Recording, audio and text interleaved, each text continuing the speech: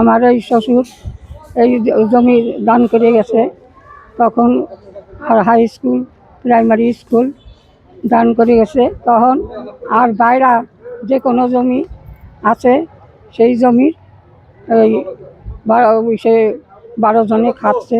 সেই জন্যে এইটুকু দাবি আমার সরকারের কাছে যে আমি যাতে জমিটা ভালো মতন নিজের মতন যাইতে পারি, পাইতে পারি, এই জন্য। তাছাড়া আমার আর কিছু বলার নেই। সত্যি কথা বলতে কি, এই যে প্রতিষ্ঠানটা দেখছেন শারুকদিয়া দ্বিমুখী উচ্চ বিদ্যালয়, এটা অনেক পুরনো একটা স্কুল প্রতিষ্ঠান। এই প্রতিষ্ঠান যখন নির্মাণ করে, যখন গড়ে তোলা হয়, তখন সর্বপ্রথম এই সঞ্জিত দত্তের দাদা মরহুম উপেন্দ্রনাথ দত্ত উনি এই সমস্ত সম্পত্তি স্কুলের নামে হুইল করে দেন এবং উনি দান করেন, পরবর্তীতে রেজিস্ট্রি করে দেন। এর সাথে আছে বোর্ড অফিস সংলগ্ন কিছু অঞ্চল, এর সাথে আছে একটা বড় খেলার মাঠ।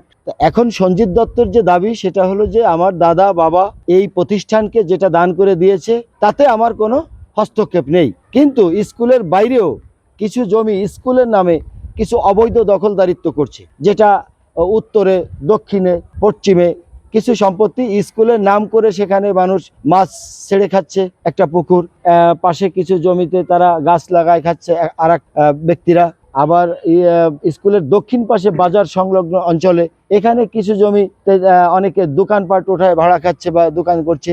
ওর দাবি আমি যতটুকু জানি, ও এই জমি স্কুলের জমি বা টোটাল জমির উপর ও একটা যাচাই বাছাই করার জন্য একটা মকদ্দমাও করেছিল। সেই মকদ্দমা একটা রায় এসেছে, সেই রায় সঞ্জিত দত্তের পক্ষে আমি দেখেছি। তো সঞ্জিত বলেছে যে স্কুলের কোনো দাগ যদি এই আমার রায়ে থাকে সেটা আমি আবার স্কুলকে দিয়ে দেব, আমি রেজিস্ট্রি করে দেব। কিন্তু যে সমস্ত সম্পত্তি বেদখল হয়ে আছে, স্কুলও ভোগ করে না, আমিও ভোগ করতে পারি না, ভোগ করছে কারা? ভোগ করছে অন্যরা। সেই জমিগুলো তাকে মুক্ত করে দেওয়ার জন্য স্থানীয় স্কুল সংশ্লিষ্ট এলাকার যারা মান্যগণ্য আছে ও বারবার তাদেরকে বলেছে যে আমাদের এই সম্পত্তিটা আপনারা একটু বুঝে নেন, স্কুলের অংশটা বুঝে নেন এবং স্কুলের বাইরে যেটা আছে সেটা আমাকে বুঝে দেন। যে আমাদের স্কুলের এরিয়া ছাড়াও কিছু জমি রেকর্ড হয়েছে, এনে ভুল হয়েছে না কীভাবে হয়েছে তারাই জানে।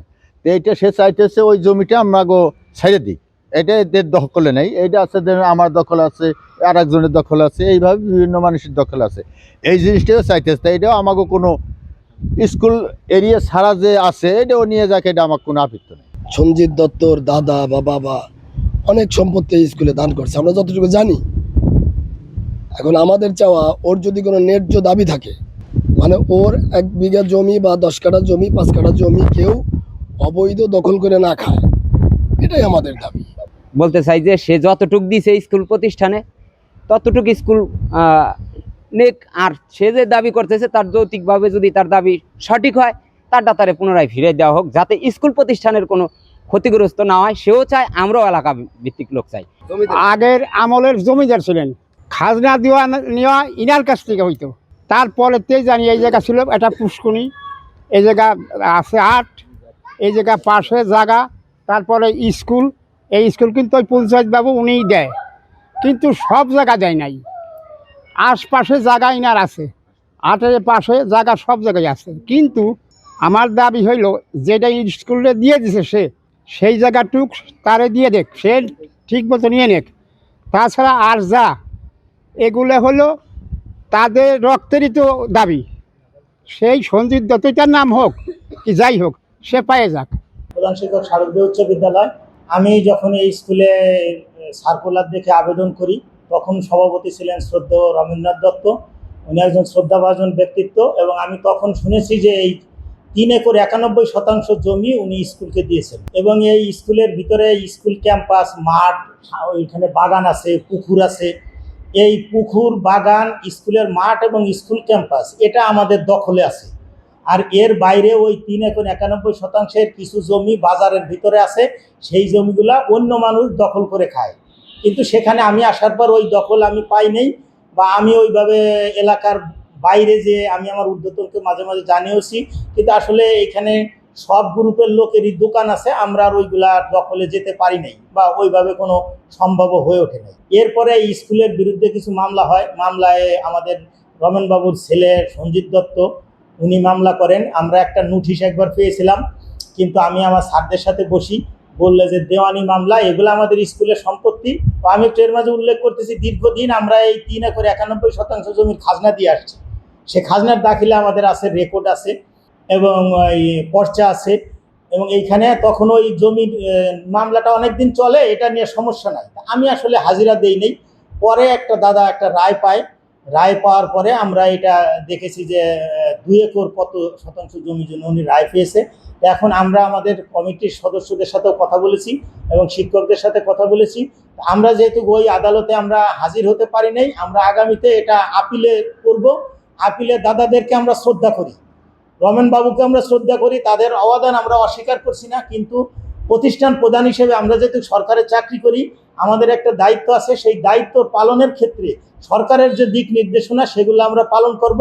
সেই আইন অনুযায়ী যদি কোনো কিছু আমরা পাই বা চলে যায়, সেটা তার আমরা কিছু করতে পারবো না। এবং এই প্রতিষ্ঠান এলাকার সবাই, দাদারও এই প্রতিষ্ঠানের প্রতি মায়া আছে থেকে আপনারা এটা সম্মিলিতভাবে আমাদের ঊর্ধ্বতন কর্তৃপক্ষের মাধ্যমে যদি কোনো সমাধান হয়, অথবা যদি কোর্টের মাধ্যমে সমাধান হয়, আমরা দুই দিকেই মানে চেষ্টায় আছি বা আমরা ওইভাবেই মন স্থির করেছি।